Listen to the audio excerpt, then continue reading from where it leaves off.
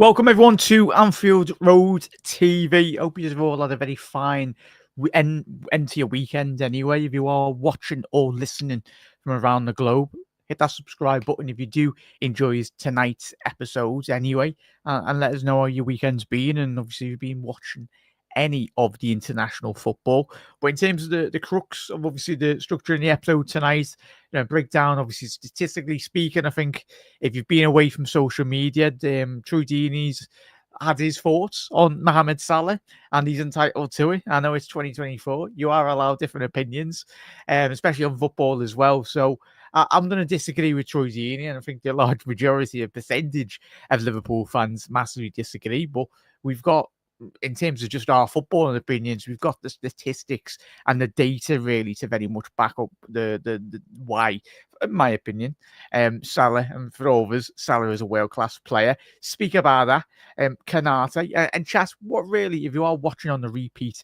what, in your own sentence or your analysis really, do you define in terms of a world-class category of a footballer? Is it goals, assists? Is it the ability to drag a team across the line in terms of big moments, big occasions, or a long sustained period of time over the like a 10-year period, like Steven Gerrard, as we know, he was surrounded by some dross footballers. But certainly he done everything to try and get Liverpool to win trophies and Champions League. Yeah. Everyone goes, oh, he doesn't win the Premier League, but every football team in planet Earth and even in the galaxies would want Steven Gerrard at the heart of their midfield anyway. Kanate, we'll speak about him. Obviously, big performance from Ibu tonight, leading Le Blues out, completely butchered that, but the French national side as well. It's a big moment for him, big moment for Liverpool as well, because I think just come off the back of the Arsenal Fan Circuit podcast that I'd done this evening, and we spoke, and that was before even the teams did come out tonight. I was like, Ibu's got that captain quality, and certainly for me, I think he's obviously with Kylian Mbappe not obviously being injured, but I think Kanate, for me, should be France national team captain. I get Mbappe gets all the goals, but I think for a great team, I think it helps massively if your centre halves as a captain. But that's my only opinion. Anyway, for what it's worth. Anyway, let us know. So, what's your barometer in terms of measuring a world-class footballer? Let us know if you are watching the video live or in the post-match comments as well. Dominic's a buzz light as well in terms of a difficult moment for his national side last night. If you didn't see it, there was obviously an incident on the bench, which hopefully it's not good, in all honesty. But we're thinking the individual involved as well. And obviously Dominic's a buzzline, the Hungary nation as a whole as well. It's difficult, especially demands on footballers now, but it's never good to see as well. So thoughts go out to the individual involved as well on the bench. So we'll speak about it in terms of him translating his national team form into club form as well. I think that's a big talking point that we will speak about tonight as well. How do we do that? How do we get the best out of Dominic Szoboszlai? Like, what's different from what he does in the national team? Obviously, a lot of responsibility, but there's certainly a lot of responsibility in regards to him playing for Liverpool Football Club as well.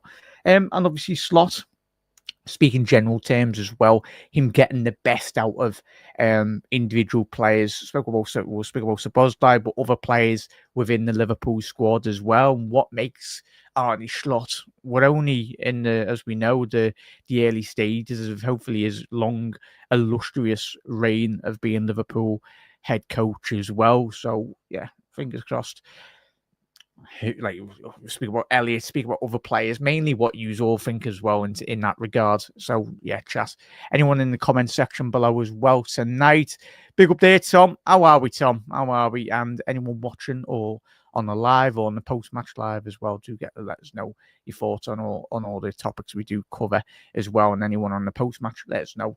But in terms of the Salah statistics as well, if you've been away from social media today or watching this on Monday morning or afternoon or whatnot, Troy Deeney come out with some words that he didn't feel that Mohamed Salah was a world-class footballer, and Troy's allowed his own opinion, we're not going to shoot it down really. But what we will do is, I certainly will shoot it down in regards to, I think you're wrong, Troy. But he's allowed to think that. I think we'll back it up now in terms statistically speaking in just a little second. These numbers speak for themselves in that. Oh, there we go. Apologies in that regard, because apologies was a bit late there, chat. I was just making that little graph for us tonight show anyway. But in terms of the season of one season, so Salah's been at Liverpool. What's that now? Six, yeah, 1, 2, 3, 4, 5, 6, 7, 8 seasons now. He's coming upon his 8th season at Liverpool Football Club. Statistically speaking, those numbers are an absolute joke. For the winger, I say we as a football fan, a football family as well within European compatriots as well, in terms of Real Madrid fans, the Barcelona fans as well. Like it's mad. Our footballing view on goals and assists, I think, is very much dwarfed massively by, in terms of, we're coming off a 20-year spell of watching Ronaldo and Messi week in, week out, or season in, season out, getting 70, 80 goals and assists. That wasn't normal. Like, it honestly was not normal. They are and will do, Ronaldo and Messi, go down as two of the greatest players to ever play football, and we know that. But when you go below that bracket, in terms of that period of time, for me, it's always a fierce debate in terms of who, for you, anyone watching on the repeats or whatnot, who was that third, fourth, fifth choice attacking forward that really stood out for me? For me, in terms of, I know he didn't do it for a long, sustained 20-year spell, but Luis Suarez, in terms of his footballing quality, his footballing IQ, was an absolute joke. And for me, I think he was the closest in the last 10, 15-year period that we've ever got to a player on the level of Messi and Ronaldo. Chat, let us know. It's a good debate in terms of, I'll leave that to you as well. Who was that third world-class player below Messi and Ronaldo for you? But in terms of the consistent levels, for me, as I said at the top of the show, what defines a consistent world-class player in terms of putting a player in a world-class bracket, for me, is consistent output and consistent level of performance levels. Because look at that now, in terms of Salah's first season in the Premier League, and by that ad, chat, these are all Liverpool appearances. I haven't included his African Cup of Nations goals, is obviously other goals in which he's played on a competitive level for Egypt. These all include Premier League, Champions League, FA Cup, League Cup as well within that individual season. So you look at appearances in his first season, obviously his probably best season to date, really, in that honest opinion. I think he surprised a lot of people, certainly a lot of Liverpool fans, who were like, wow. Like, that season, we'll be speaking about that season still in the breath of like the next 20 years as well in that regard. So 52 appearances, 44 goals, 15 assists as well, was absolutely astronomical, really, as well. But big up there, Kev. I thought you were gigging, lad. You never know. You didn't send me a message, lad. But yeah, we'll do a show tomorrow, lad. It's only going to be a solo show tonight, lads. But it'll be well there, Kev. How are we, son? But chat, what are we saying? Mo is world class. Journalists are just being sensationalist as well. Now, it's us Liverpool fans. We know every football, but the thing is, everyone's got different barometers on how they measure world class, because it's the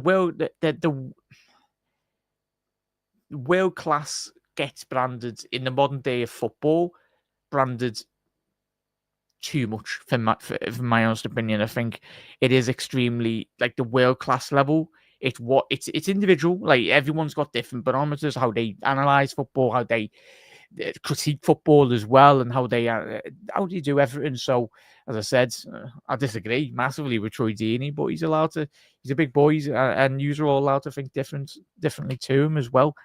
It's the world we live in. We're allowed different opinions as well. And yeah, but I massively disagree with you. But as I said, a consistent level barometer, how I analyze football is of a world class player is a consistent level and consistent output, but also caveat in that regard, in the case of you look at what Steven Gerrard done for like a long sustained periods. There were seasons where the players that Steven Gerrard was playing alongside were absolutely abysmal. Like in certain areas of the pitch. Like, fair enough, if Gerrard, like Kevin De Bruyne, if Gerrard was plunked in that Manchester City Pep Guardiola's system, Gerrard would win countless European trophies for City. And like, yeah, could Kevin De Bruyne do what Gerrard done in that period of time? For me, personally, yes and no. Like, Kevin De Bruyne's a world-class footballer, but for me, Gerrard's better than him. Like, but that's a whole another debate for another show anyway. But yeah, for the last 10-year, 15-year period as well, though, Chas, Kevin De Bruyne and Mohamed Salah have been two of the best, or if not the two world class players. And for me, I felt that they should have got a lot more recognition within European football as well. It's the fact that Salah and Kevin De Bruyne have been nowhere near a Ballon d'Or for the last 10 years. Like that for me is crazy. In my honest opinion, Kevin De Bruyne should have won a Ballon d'Or. Salah, still don't know how he's not got anywhere close to winning a Ballon d'Or. But you know, it is what it is. Disappointing. Hopefully by the end of his career. But I say the Ballon d'Or, it's all about journalists in France as well. It is difficult in terms of how they vote for players as well and everything. So, but hopefully with the retirement, as I said at the top of the show, of Messi and Ronaldo, a lot more players do get a lot more recognition for me, because Kevin De Bruyne is a very special talent as well. And City have been very, very lucky to have him as well. But yeah, it's good to see you. Good to see you there, Niall, as well. Massive thank you for popping in, mate. And yeah, big up there, Kev. Good to see you in the comments, mate. How are we, lads? Chat, if you haven't already done so, do drop a like on the video. Massively does help out. Kev, give us a shout. As I said, wasn't too sure if you were gigging tonight or whatnot. If you're free, or just give us a thumbs up in the chat. Well, Kev, just join the stream, lad. As I said, if you're free tonight, lad, jump in and we'll add you to the stream, lad. But that's if you want to come on, or if you're having a chilled night with the missus or whatnot. We'll do a show certainly tomorrow if you can't make it tonight, mate. But in terms of Kev's comments as well, I know, but just one, finished filming the new music video today. Now time for the edit. Oh, sounds, yeah, happy days. Big up there as well. I have Mo on par. This is from Kev. I have Mo on par with Stevie G for our greatest ever player. De Bruyne is nowhere near Stevie G. For me, still world class as well. Sounds happy days. No gigs till next month. We'll turn in on now. But yeah, yeah. Was nah. I get bored sometimes listening to you, Kev, as well. It's all good.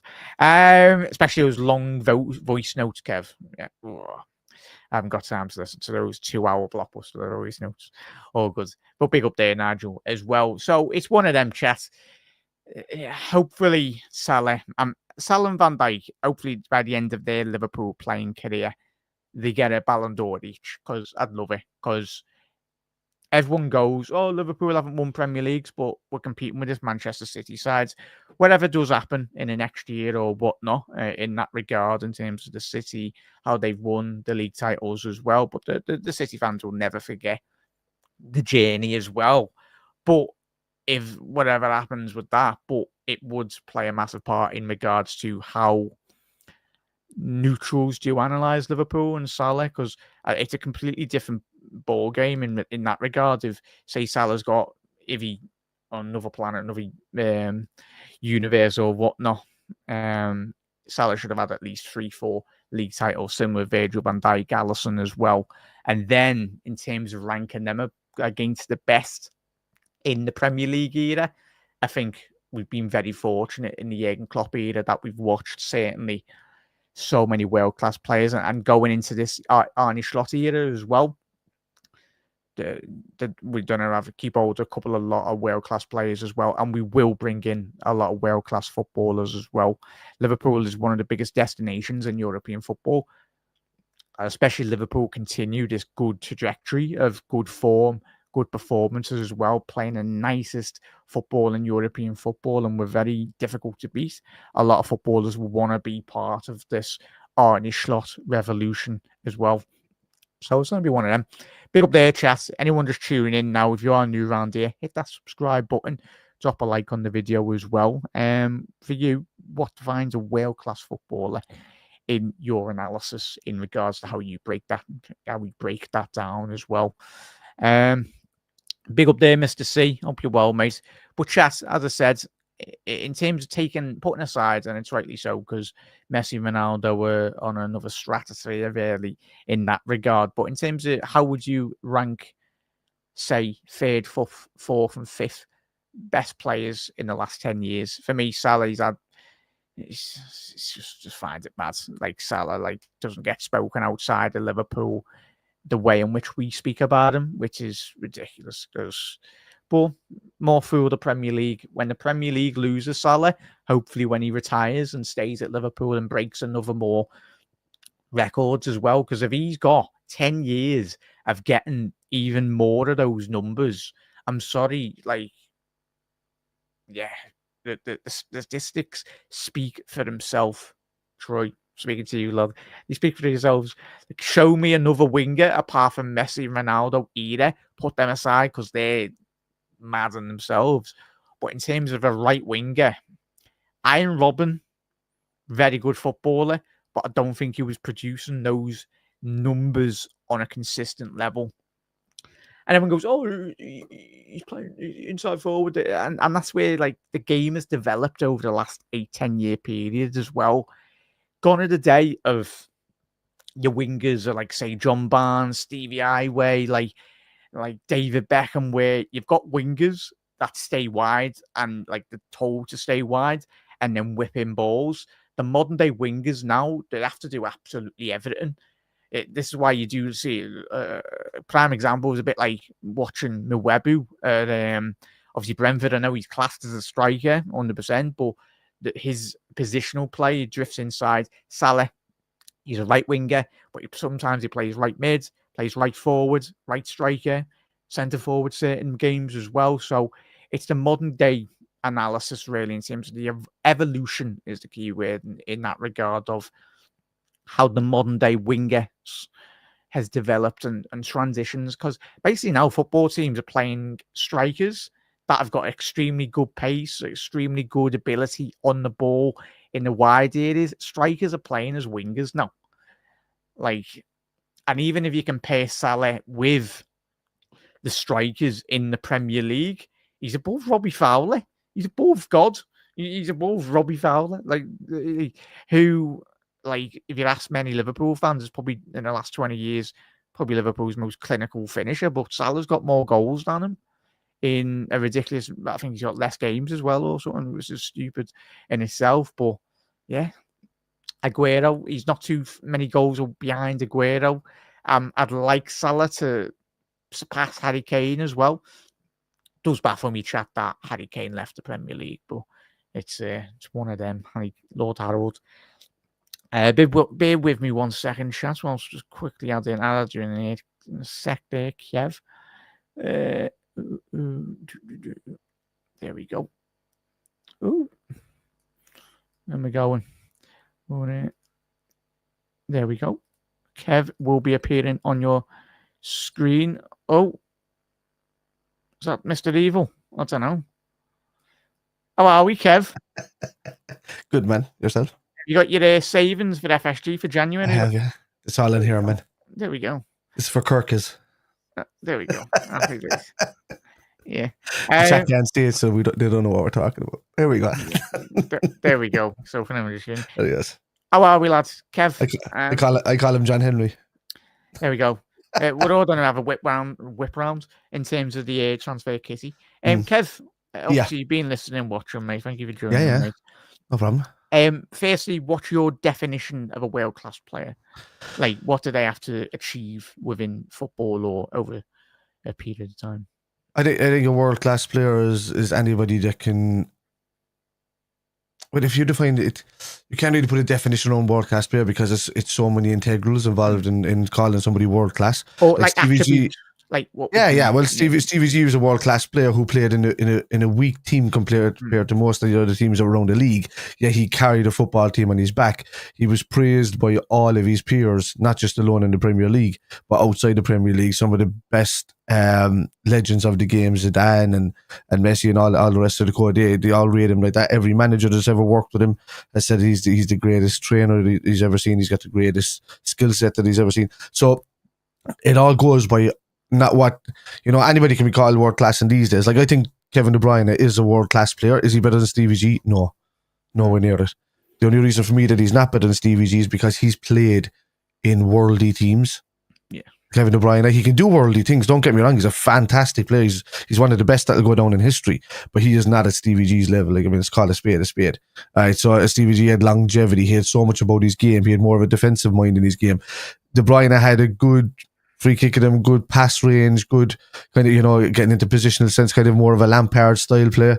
Whereas he didn't do the dogged work that Gerrard did. Gerrard got back, he got tackled. You could play Gerrard in any position on the pitch. And there you go. So, I mean, you can't even rate it in that kind of level. I mean, everybody talks about Gerrard and Scholes and Lampard, all still world-class players, but do I rate? I'd probably put De Bruyne on par with Lampard maybe. And in that kind of sense of not just importance to a team, but I would maybe even less, but probably above Scholes if you wanted to go that way. But if you wasn't I'm just thinking, you go back to the days of De Bruyne in Chelsea and Wolfsburg, and he was doing nowhere near the same things that Stevie G or Lampard were doing in these teams, So could I put him at less? He could be fourth. I mean, then you're talking about like Vieira and Perez and all, and there's importance in different eras, man. Yeah. So, but they're nowhere near Stevie G. Nobody is. Last 10 years in the Premier League, or for as long, like 8 to 10 years. Yeah. Salah and Kevin De Bruyne, and I'd even put. Obviously, then you'd probably add Harry Kane and possibly. I'd say even Son, the impact he's had in terms of Tottenham. As good, I like Son. I think Son is world class. I wanted Son at Liverpool at the top of his years game, ago. Son, for me, was massively underrated for me. I I think he stayed at Spurs way too long. There's loyal and then there's been loyal. I mean, Harry came as a Spurs boy, born and bred kind of thing, so and he didn't stay there. I know he left, but I mean, he left because he wanted to win a trophy, and then he went to Germany and came second or came fifth or something. I don't know what it was. I don't know what he came. You can take the lad out. You can take the lad out with Tottenham, but you can't take the Tottenham out with the lads anyway. He's an anti-trophy. Bayer Leverkusen have got the title of never losing, or more of this. Or Harry Kane. But chat, if you're just joining us late, I know YouTube doesn't push out the notifications as well. But Lee, define what's a world-class footballer for you in your analysis, really. But interesting, Kev. It's always interesting to listen to other people's different opinions as well, because as I said, football is very subjective. A lot of people analyze football very different to each other. Numbers don't lie, Jack. Yeah, numbers, stats, and numbers don't lie, and it's that simple. Because Salah's numbers there is nobody. And I know I'll bite the arm off anybody that would tell me that there's been a better winger in the Premier League than Mo Salah. There hasn't. I don't care if Ronaldo played out there, he wasn't better in the Premier League. Salah was. Salah's numbers were better than Cristiano Ronaldo's in the Premier League by a country mile, by 100 games or something like that. Yeah. So you can't say that. We know what Ronaldo went on to become. Because he did his numbers early in the league, whereas Salah did his best numbers later in his career in the Premier League. He's done them over the last 9 seasons. If he joined Liverpool that time at the start, when things were just starting to take shape, we might have seen a better version of, even stronger numbers, So, look, Salah, he'll go down in history. Nobody's, who does those kind of numbers? You're talking about a weekend average of 39 GA minimum. They're strikers, as I said before in my analysis, the modern day game now is playing strikers are basically sometimes wingers as well. I think Salah could certainly do a job. I think even the first season that we had with Salah, he was playing quite centrally in certain games. And I think One or if two. Salah, so obviously Mane, Firmino as well, but there was a lot of rotation, and yeah, it's exciting. And I think the later Salah's career goes, I think you might slightly get dropped a bit more centrally because obviously that ability on the ball. Because we're speaking about a winger, obviously, I think when everyone analyzes wingers, it's all about getting us. You don't necessarily always look at goals. Like those stats are a joke in itself, though, Kev and I, chat. But in terms of creativity, I think if Yeah. you're a midfielder or a wide player, you'd always look to can you be creative, like creative with the ball. But it's mad, lads. I think, excuse me, I think if you look at what Salah needs his longevity, right? He doesn't need to be overworked or whatever. Yeah, you're right. Salah could be moved in central. You mightn't even need to go after a striker in the next couple of seasons if Salah is still there, just because of how dangerous he can go in and do that kind of Bobby role, but with the lethal finishing and and Salah's assists have gone up and up and up and up as seasons have gone on. He's gotten better and better. He's as you can see there with his numbers. I think one of his first seasons he had 15 because he was involved a lot, but then they kind of averaged out a bit. But then they kept going up and up and up, and he's been between like 14, 17 the last few seasons. If he keeps this trajectory, he could literally be on 30 goals, 30 assists by the end of the season. Easily. It's nuts. The way we're not even touched the middle week of November. That's where we are. We're on the 70. We're just in the middle, like the middle 2 weeks in November, right dead center of November, and this is the numbers that he's on right now. It's nuts. But my thing is you need somebody to play in the position to give Salah longevity. So if you are going to move Salah more central, you would pray that a lad like Ben Doak can come to fruition and come into his own and start hitting his peak, because he will be a workhorse and he will run that wing like nobody can run that wing. And if he can just create the danger, people will watch Salah less, even though they don't want to have to watch him less because he's so dangerous, and they'll be watching Salah. So you need that kind of quality on both sides up front. We have it in Luis Diaz and Gakpo on the left hand side. We need one more on the right hand side with Salah, so that he can become more freer and move in. If Nunez don't hit the mark and we don't get in a striker that's going to suit the scenario, Salah can go in there and do the job, and you'll have somebody else just as dangerous, nowhere near the level of Salah yet, because Ben Doak won't be that for years if he or even goal scoring numbers, but he needs to be we need a creator and then somebody who can just dance around people on that right hand side. And I think if they put their faith in Ben Doak, they could really give Salah longevity. We need another phenomenon, but I agree there, lad and chat. I think going into the end of Salah's career, I think we can all agree you can throw whatever money you can at Liverpool. For me, it might be crazy for some fans, but I'm never selling Salah. I want him to retire at Liverpool. I want him to have more, certainly, than one league title, more than one Champions League, because he's irreplaceable within this Liverpool setup at the minute, the way he's playing. And as we know, with modern day science, in terms of football as well, the data driven and everything within football, it's mad that they've got so many departments upon departments, and you're like, whoa. But it's the minuscule moments that creates like the more competitive edge as well. Like coaches within, like I don't like this glorification of set piece coaches like within football now. I get obviously it's a massive part, but for me, I'd want my head coaches to have his own philosophy and idea as well. But lads are getting jobs for jobs these days in terms of within football. But in terms of that one as well, though, chat. And a quick one as well, Kevin mentioned at the top of the show. Chat, let us know who was the closest player for you in terms of football and quality that has come. Obviously, Messi and Ronaldo speak for themselves, but who would you have in that third place below them in the last 10 years? It's in the last 10 years. Okay, so if it's the last 10 years, if I go all time, I'm sitting there with Ronaldinho and Maradona and because for me, Pele, a phenomenal player, but he still drops down the list just because of the creativity. I just thought Ronaldinho. Would you believe Ronaldinho is my all-time favorite kind of footballer because of what he could do with the football at his feet? I think he was actually better than Messi with the football at his feet. I know Cristiano Ronaldo scored a hell of a lot of goals, and he's a phenomenal player for scoring a hell of a lot of goals, but he's nowhere near as creative as the other boys that are around him. Like, he's nowhere near as creative as Messi, nowhere near as creative. Yeah, right. He's more. He was able to do things. He just had a step over thing going in his game, and he was smart. He looked after himself, and he was smart in getting into positions that can get him goals and all of that. So I'd say I'd rate him as more of as a late into the box striker than a winger more for me, for Ronaldo. I think he's, I don't even rate, for me in the all time, I'm going Messi, Ronaldinho, Maradona, and then I'm going Cristiano Ronaldo. I think the only reason he's up there is because he has the same scoring numbers as Messi, and because of the longevity of his career, compared to Maradona, who was on a beach in Colombia, in a pile of white for about 20 years, so we didn't see him.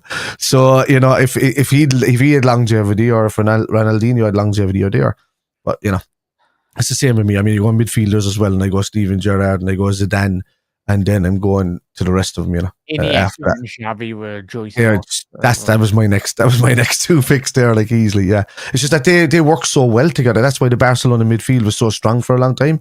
Those two midfielders pretty much invented tiki taka between them. And how it worked. So yeah. It just makes me like, Van Dijk's not going to Ballon d'Or, so mate, Xavi and Iniesta, two of the greatest ever central midfielders to great football, haven't got a Ballon d'Or, mate. This is how rigged the Ballon d'Or system is. It's because they lived in an era with Messi and Ronaldo and a popularity contest. Yeah, so it's one of them. Where's one of them? So chat, Troy Deeney, massively disagree with you, but you're allowed your opinions. Oh, what did Troy Deeney say? He just said Salah isn't world class. Go ahead, Troy, will you? We owe that. Troy, if you're listening, lad, Troy, what is he? It's seriously. You're welcome on the podcast if you want to debate, lad. Right, listen, I know a good doctor. Right, he does a great scan. He's got a great scan machine in his office, out the back of his office. You can lie on the table for about an hour and a half and just make sure there's no plaque building on that brain there, man, because your wires are crossed, dude. Crossed. Salah is world class, by a country mile. It doesn't matter if he's not doing all the dances that you see him all the time. It's just people out marking Salah all the time now, so he has to pick and choose his battles these days. But Salah is very, very smart. He's gotten smarter in his passing game. He's gotten smart. Before, when he had the lads behind him like Henderson that were workhorses, and Bobby that were workhorses, and Mane that were there, he didn't have to do much. Just the last instigation at the edge of a box, and then finish off a ball. Now he's tracking back, he's working back, he's paying the ball inside, looking for 1-2s, doing all of that. Salah didn't do that for a long time. He didn't have to do it for a long time because we had such a good team that worked behind him. So the fact that he's developing his game to suit the team just shows how unselfish Mo Salah is. Yeah, 100%. Chat, let's get through all your comments as well, and then we will be going on to a little segment, obviously next segment of the show. Canate captain for Le Bleu, and how great that is for him as well. And big up there, Lee. Hope you're well, mate. We've had a very good weekend as well. Yeah, Mr. C. I just find it mad. So, like, some football, like statistics, and like Kev's very big on the data, like, and like most football fans are. Like, when you just look at the numbers, they just speak for themselves. But statue for Mo, big thing. 100%. 100%. He needs. He's get a statue in himself anyway, because obviously we've got Bob Paisley's statue outside as well, Shankly's as well, the murals as well. But I think if he can get his hands on a couple more league titles, certainly, and a lot more Premier Champions Leagues as well, it'd be. We already know Mo's. I think Kev, you put Salah, and a lot of Liverpool fans out there put Salah on the level of certainly Steven Gerrard. I think Gerrard's that great interview he done a couple of years ago. He said, I love you more. Like, it's put him on a level as well. But I mean, it was more Stevie G, King Kenny, they're all there. There's only a handful of players that got to that level. Even Fowler didn't get to that level Fowler didn't get to the level of Mo Salah, the consistency of Mo Salah, and Fowler's God. And that's why, that's why Salah, everybody says the word king a lot, but for me, there's only one King Kenny. There's God and Fowler. There's the GOAT and Stevie G, as they say. And what name can we give Salah just to put him into that ilk? But for me, he's above Fowler. He's above, you know, Kenny Dalglish is a legend for this football club. Absolute legend. There is nobody just for his. If it could go in a Yeah, time machine, I think, yeah, like for with our age as well, yeah. and obviously it's not Mm. more than just you can watch documentaries and that, but He's a wizard, being man. in the ground Kenny. and watching Kenny winning a Champions League Yeah. where he just dinks over the goal, it's like Yeah. special. Like It is. you listen to It's Ferguson, it's different eras, you know. Yeah. So you'd have to do goats of eras. That's the only way you can talk about football clubs these days. You have to do goats of eras because football is different, drastically different these days. changes like every 5 years, don't it? Like, Yeah. Like lads were tougher back in the days. They were hit a lot more and stuff like that. But the modern day footballers are a lot fitter, a lot more longevity. They do a lot more with their feet. They're a lot more intelligent on the balls. You see, back in the day, you were crafty, or you were you know. Sorry, to cut across. No, grand. The one thing that gets on my wick really currently within European like football in general is, and I'll pose this back to you, chat. I'll probably do an episode this week, or especially this week, in that regard of in terms of when you just mentioned the Xavis, Iniestas, Messi, Ronaldo's, and all that, like that era was a lot more emphasis on individual player quality, like player brilliance. Like, will we ever see another Ronaldinho within football? It'd be extremely difficult because the way in which Edo Tarap's got slaughtered in that QPR team, everyone's like, "What are you doing, lad? Stop doing flicks and all that nonsense." But now I think there's so much more reliance on tactics. Because I think even in that great Barcelona side, you had still individual quality. You had the likes of Puyol, Busquets. Dani Alves was a joke in itself as a right back in that era. Messi. Zonal football. Like, has now the game got too micromanaged to a point where when we're not seeing players come into a system and showcase their football and individual qualities? I don't know. They can't, because I mean a lot of people have been kind of drilled now to play as a team these days. There's a lot less selfish players, let's say, around the place. There's more teams that look, there's a lot more money in the game, so they have to show up and put in a shift, or you know there's probably take away from your wages for not performing or showing a bad attitude and all. There's all of these clauses included, whereas back in the day, you know, you just get paid for getting paid. But look, I think back when you talk about the tiki-taka football with Barcelona, it was more zonal football, as I was just trying to mention there. They had certain zones, like each player does now. And I think they were just really individually good in those zones that they didn't need the other person next to them to help them. So that's what you call the individual brilliance. It was there, but yes, there was less quality of opponent. Whereas now the standard of a basic team has come up tenfold. Like you look at a Brighton and Hove Albion now. You know, a Brighton and Hove Albion can take 20 on years ago winning from 20 years. Yeah, so they a Brighton and Hove Albion now, or like let's go back to the time when Barcelona was playing. You would talk about maybe an Aston Villa then. Back then, you know, John Gregory, Aston Villa when Barcelona were at their prime. You know, no way would that Aston Villa beat that Barcelona if they went up against it. Barcelona would beat them 10-0 in that kind of thing. The standard of football has come up now is that Brighton and Hove Albion are now in that place of the old Aston Villa, which is like probably that, you know, that 6th to 9th place kind of team. But they could go toe to toe with Barcelona of the last few years, no problem. And tactically, they could actually beat them. But yet, you know, there's still individual brilliance that Barcelona and their fans crave and want. So that could, you know, that kind of flair and that aura. I think it's the same thing that gets kind of Real Madrid through games. They know how to win games eventually, but it's not as dominant as it was back in the day compared to the teams. I mean, there was a massive gap. You had Manchester United and Arsenal for a long time winning the league, and then you know Liverpool, even Everton were winning leagues as well. Everton was brilliant back in the era. You know, Liverpool and Everton were battling it out back then as well. And you know, but you had these kind of teams, and it was always these kind of teams. For a long time, it hasn't been. The other teams have kind of caught up. I think it's only in the last few seasons where Liverpool and City really have been above the standard of all the other teams within the league. But still, the other teams within that league now in the Premier League are at such a high standard that then the next 6 teams in the Premier League could go and win like the Bundesliga or go and win the Italian league, or they would have been on par and taken on for the Liga. That's the quality standard of the Premier League. No, that's my point. So, it's just the quality has come kind of right up to a point where you can. The Premier League's at a very, very high level, and like small margins. You can't be having someone rainbow flicking someone on the halfway line when you need 3 points for Champions League qualification. Yeah. So, interesting debate chat. If you are listening on the post-match, post-live as well, do get your comments in. Ibu, off the back of captaining France tonight for his national side. Apologies, I'm wrong for any listeners watching live or whatnot. I think it's the first time in the first senior setup he will be captaining France's national side on the first team basis. Obviously, Mbappe's being out injured, still is as well. But it's massive for him, Kev. I think for me, as I said at the top of the show, I've always been on this understanding of, I think it's very important, either your central midfielder or your centre half should be captain within your team, because they are at the base, they're at the spine of the team. You can see everything behind and in front as well.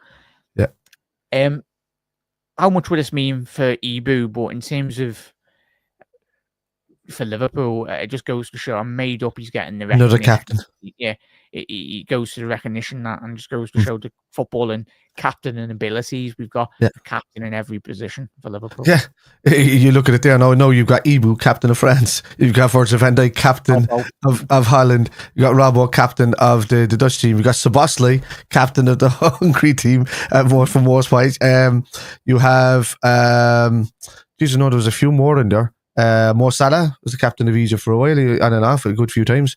There's just a number of players that were out there. I mean, for the longest time, you had different players that played for Liverpool that were captain at the time. You've got obviously Hendo. Hendo was captain for England. I still don't get me wrong. I still to this day don't understand why Harry Kane was ever given the captaincy of England over Hendo. Hendo is a born leader. He's not as graceful as else on the ball, but man, he will give 110%, and he knows how a team system works. He will make sure that everybody's in the same position. Harry Kane will just keep dropping back and getting away. Yeah, and getting. I think you called Robbo Dutch.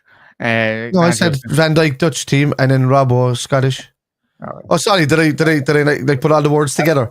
No. And Robbo captain of Scotland. That's sorry if it sounded. No, I said Van Dijk is captain of the Dutch team and Robbo's Scottish. My bad. If it was all one sentence, yeah.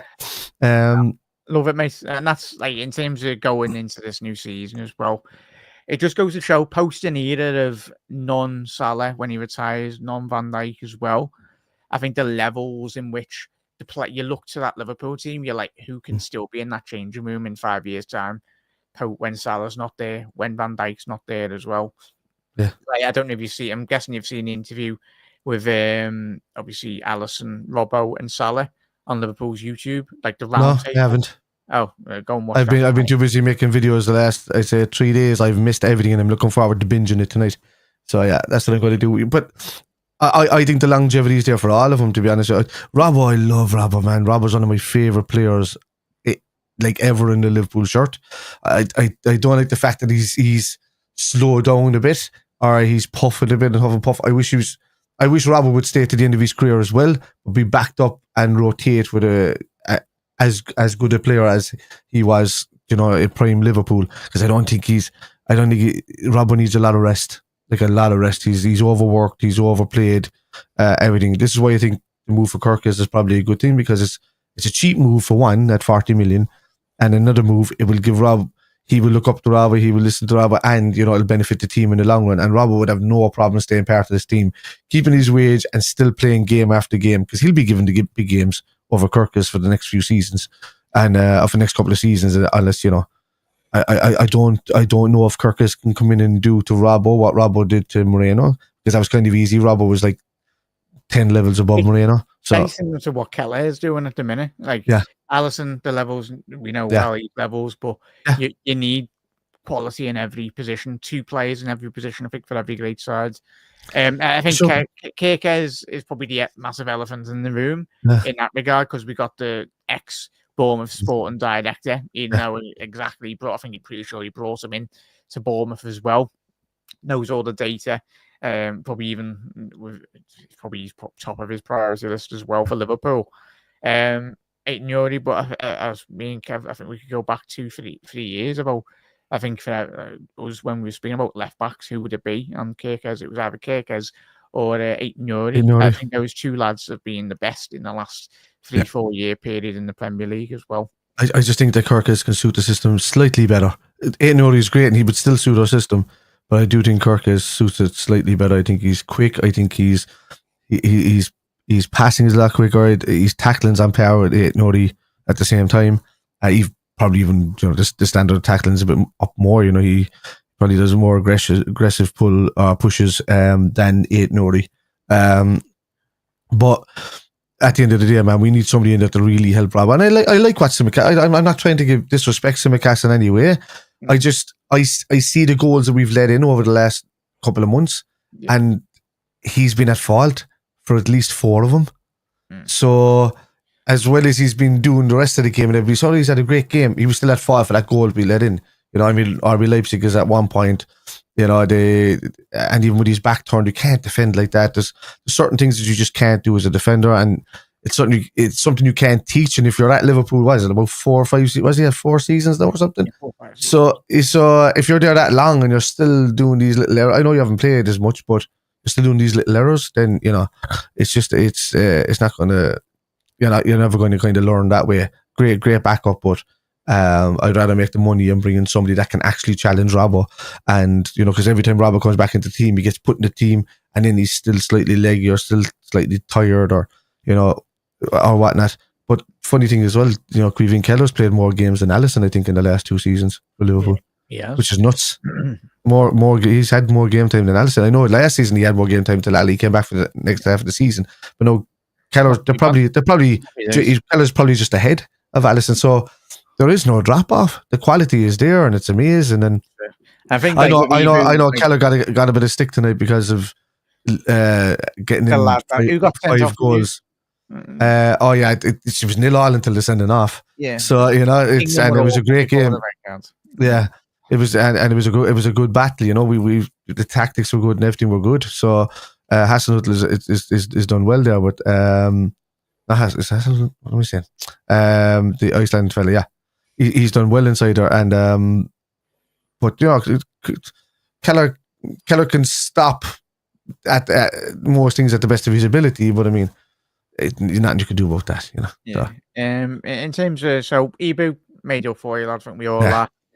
I think in terms of going forward for France as well, for the French Liverpool supporters out there, I think they'd like to see him leading the French national sides. I know recently, over the last couple of months, they've been going through a bit of a up and down period in terms of good and bad form. But when it comes to big international tournaments, they usually, I know off the back of last season's Euros anyway, wasn't the greatest in that regard. They didn't win the Euros last time. Who won the Euros last time?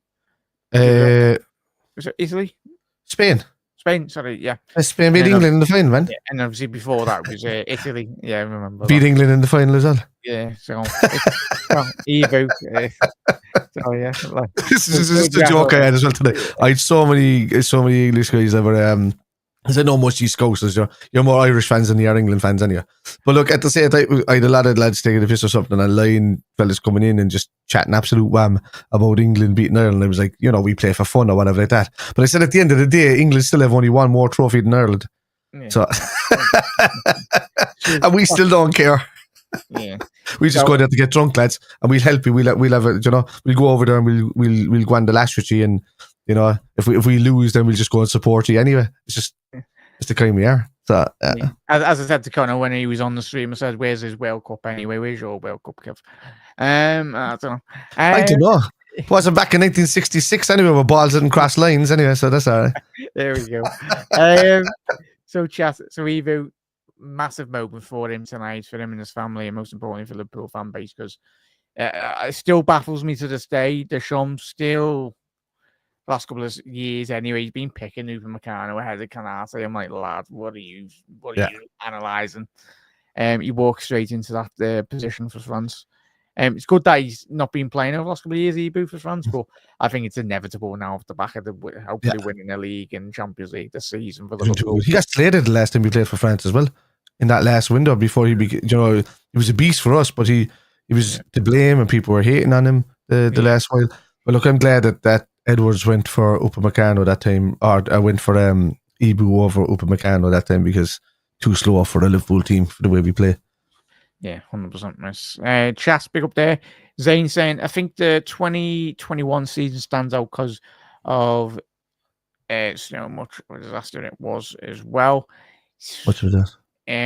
Obviously winning how much of a disaster it was, yeah. Yes, we didn't top up the squad. There wasn't, that was the time that because we'd won the league, we thought, right, we've got a good enough squad to go again with just a small top up and a bit of a backup or whatever like that. Because now the money was being invested in the new Anfield Road stand that was being sanctioned, and they were putting in their own money to get it to be the loan to be paid back from the club, and that's what it was. Because the next couple of seasons after that, we still did okay.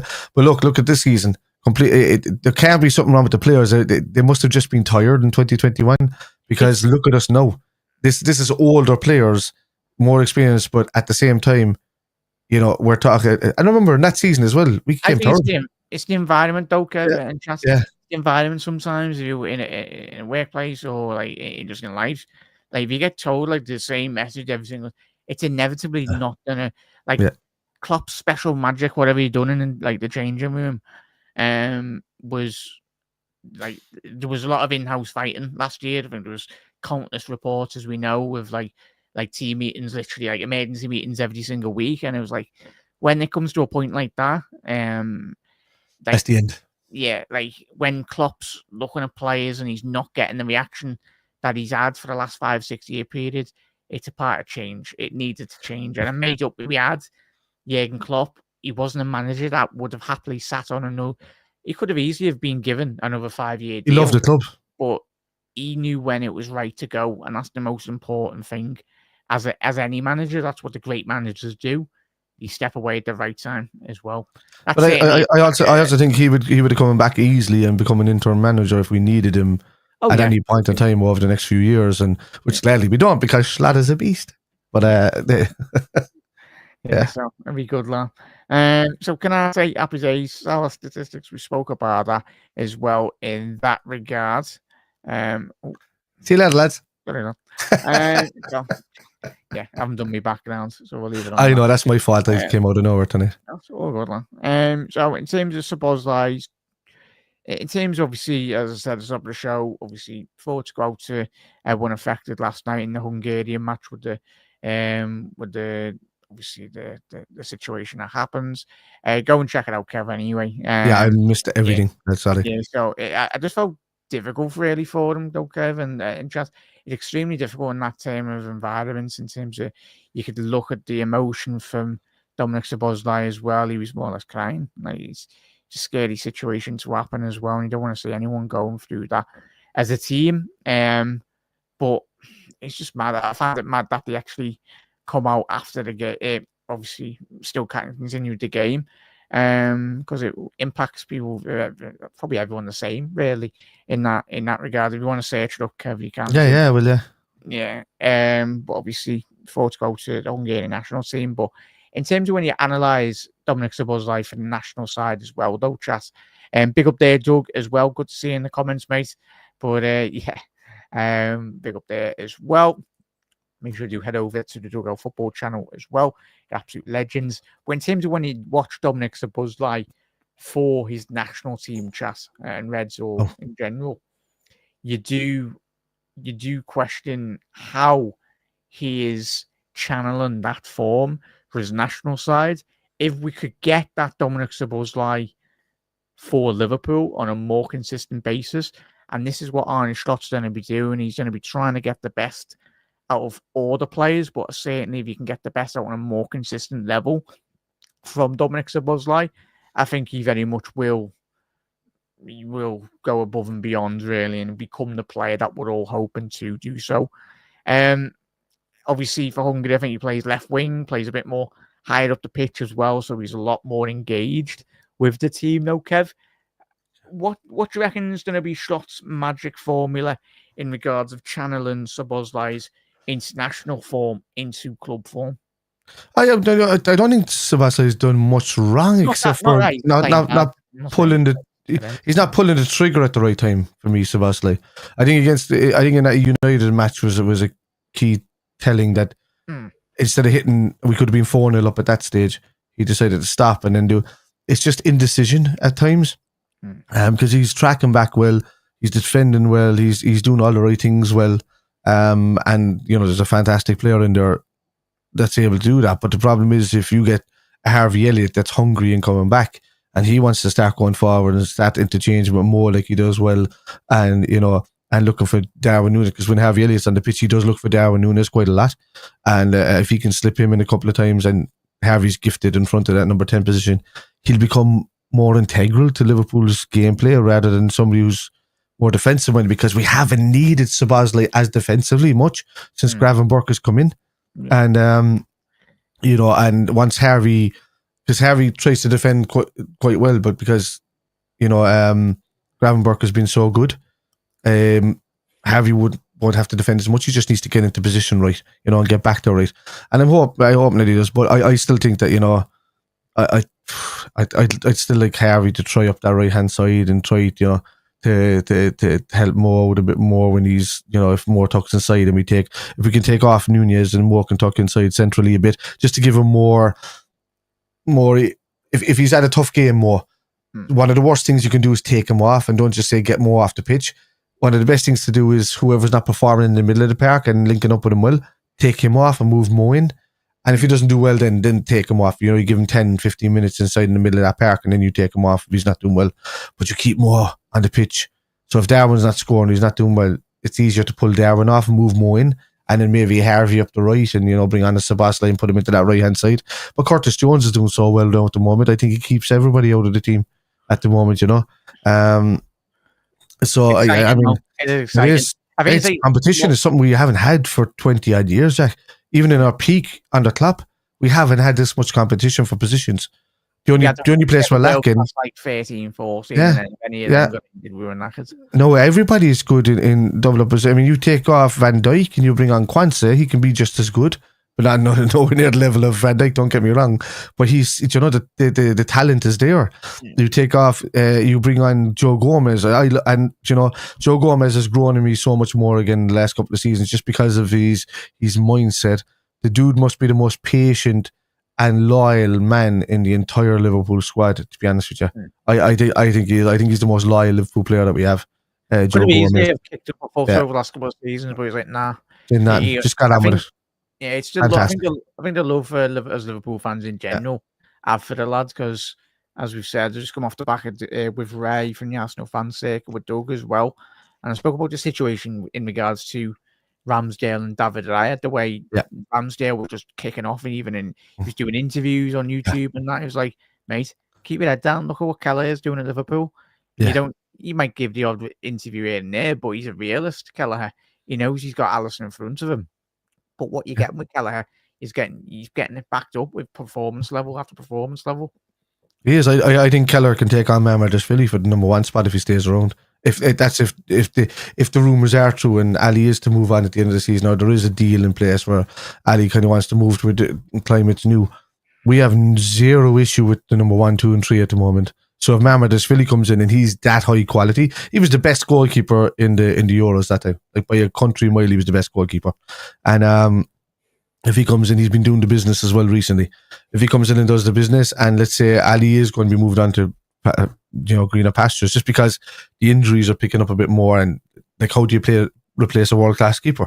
You replace him with 2 or 3 more really, really good keepers, whereas Kelleher is now showing the fact that he is, our number 1 and 2 are better than all the keepers in the league at the moment. And that's my opinion. I think, I love Nick Pope. I think he's a fantastic goalkeeper as well. Whatever about England's number 1, what's his name, Pickford. I'm finding at the moment that Kelleher is more rounded off the pick where he catches the ball better without the ego.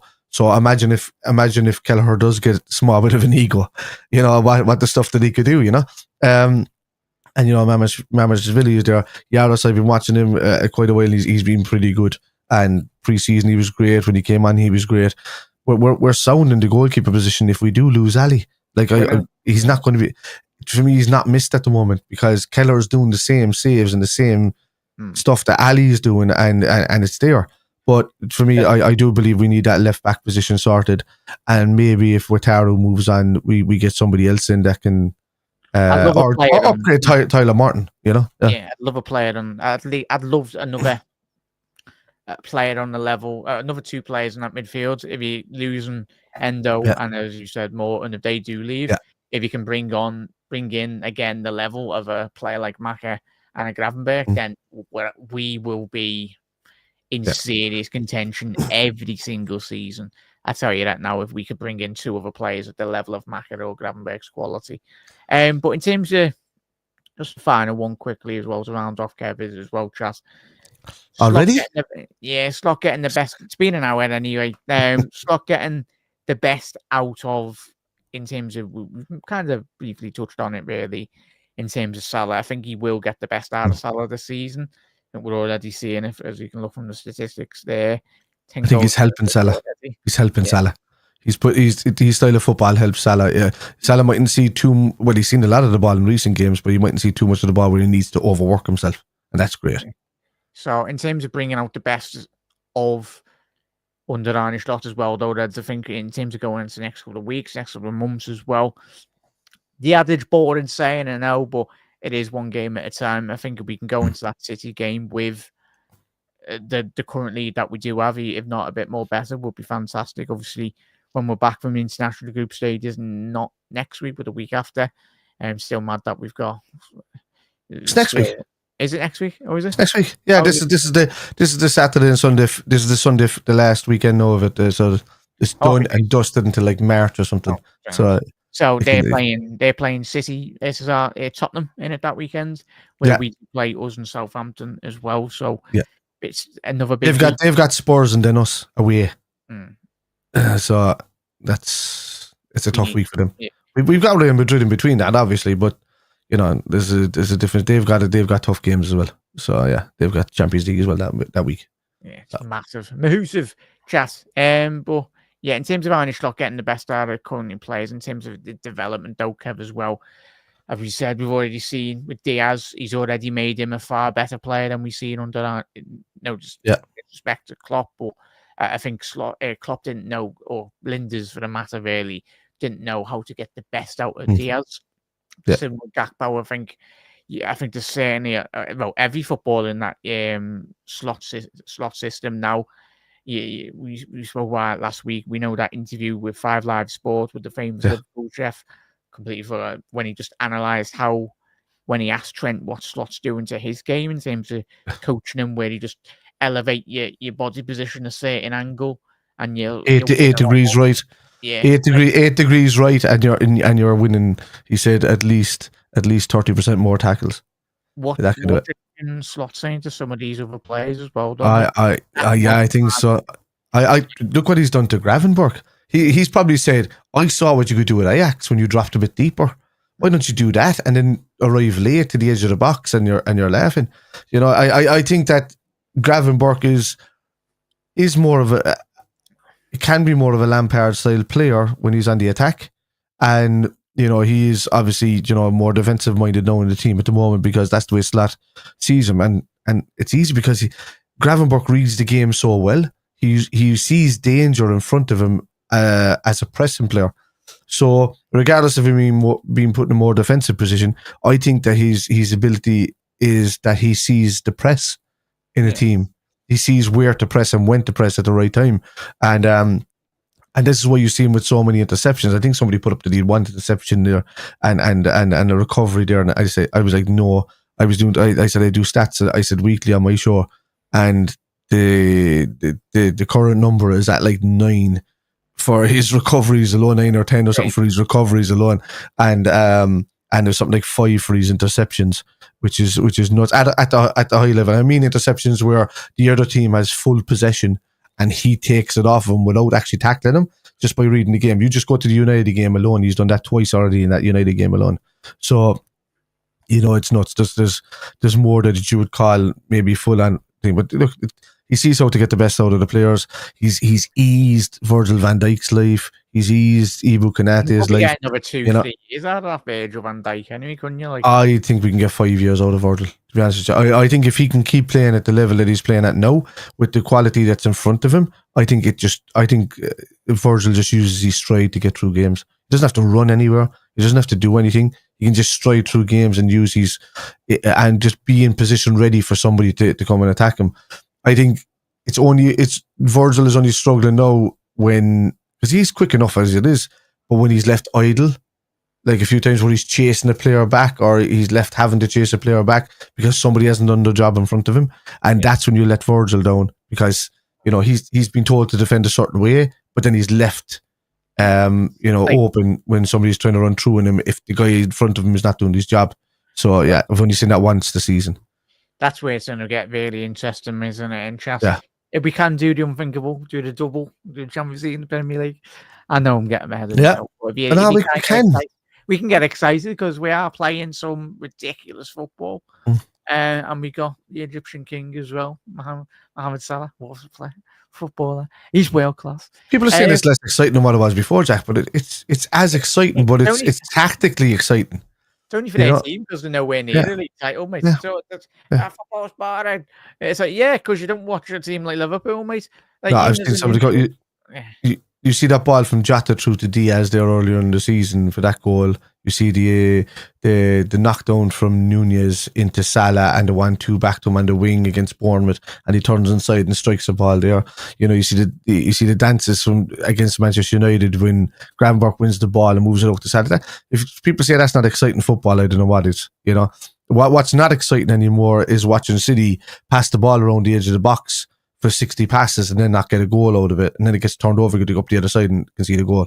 And then complain that you've got an injury crisis when City's second and third team could certainly win the league in itself anyway. So, yeah. Welcome to everyone's reality in the Premier League.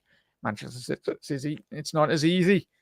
Anyway, but chat, massive thank you. I know we've just come past the hour mark anyway. We still got 8-10 people in, which is fantastic. Massive thank you for everyone that's tuned in this evening. And everyone that is tuned in. Kev, where can everyone find you, lads? And on your gaming and what you've got coming up? Oh, yeah. So, I have a lot of stuff coming up. There's Indiana Jones is coming out soon, so I'm going to be playing that, which is great. But no, I'm back to stream. I am back to streaming. I've got another couple of weeks left before nearly 2 weeks left before I'm back gigging, because I'm at a period now where it's all recording stuff. Be sure to check out the band as well, lads, if you haven't. I'm going to plug that now while I have the chance here. We've a rock show called The Hush, obviously everybody knows, but we've our own music called the Blackwater Hush, and we've just released our 7th song off the album just gone by, and we just completed today our music video shooting of the music video for my favourite song of the album, by a country mile, which is called The Divine, and that's going to be out for in time for the end of the month, hopefully. And if not, it's going to be around heading towards the Christmas time, and it suits that kind of genre. It's a nice, it's a mellow song compared to what we do. But anyway, you'll find me at Spider LFC for all things football related. I can go live on TikTok. No, I haven't done it yet, but I'm taking the time out now to start doing it because it surprised me to say that I was going live that soon. And also you'll find me at Irish Spider Guy for everything gaming, or Spider for everything gaming. Well, Spider's on Facebook. It's Irish Spider Guy everywhere else. But I play a lot of horrors and puzzle type games. So yeah. Yeah, solving the mystery of Everton trying to win trophy. Wait, what? I don't know. Tom, if you're still watching. That was for you, look. 1995. Yeah, so chat. Massive thank you, Kev, for coming on. Massive thank you no problem. In the comments tonight as well. We will be live tomorrow at 6 p.m. UK time. If you have got YouTube or whatnot, there's going to be a lot more short form content as well. So if you can't join into the lives, there's always going to be short form YouTube shorts as well. Come on, Ipswich as well. They're up there, must say your team, mate. And I'm hoping, Mr. C, your team can stay in. Obviously, with Liam Delap, you've got every opportunity if you're scoring goals. They'll stay up. Ipswich will stay up. Yeah. So big up there, chat, as well. Not just the Liverpool fans, but everyone. Have a lovely rest of your Sunday evening, whatever you're doing, tomorrow going to work or whatnot. Go and smash it. And hopefully you all have a very good, great start to your day as well if you are listening. You never walk alone, Reds. And see you tomorrow at 6 p.m. UK time, GMT. Ta-ra.